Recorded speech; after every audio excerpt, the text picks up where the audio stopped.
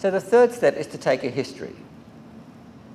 And this is easier for me in specialist practice where people are coming along complaining about memory problems than it is for you when your patient comes by himself or herself to your practice.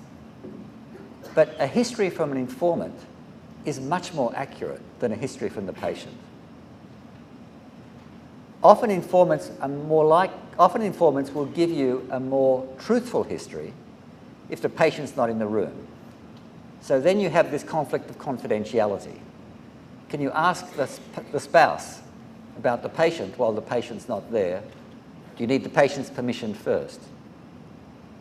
It works better for me if I can see the informant separately. So I'm trying to find out, are there problems with function?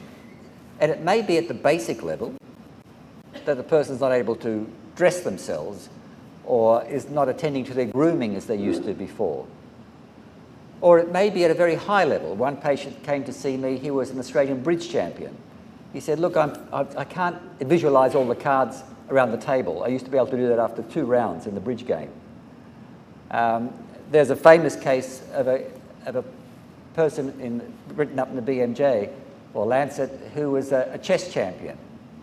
He went to see his doctor and said, look, I used to be able to work out moves 10 moves ahead.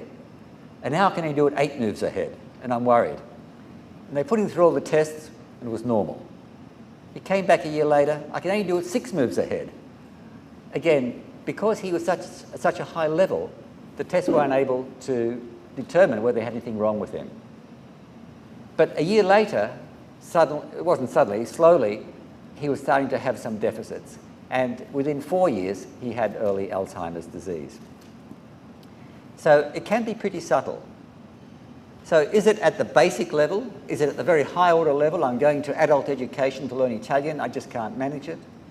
I can't learn out how to use a new computer program or work out my new iPhone that my grandchild gave me. Or is it intermediate level? Person's making mistakes with the cooking, forgetting ingredients, burning the pots, not managing the bills. So at what level is the cognitive impairment interfering with function?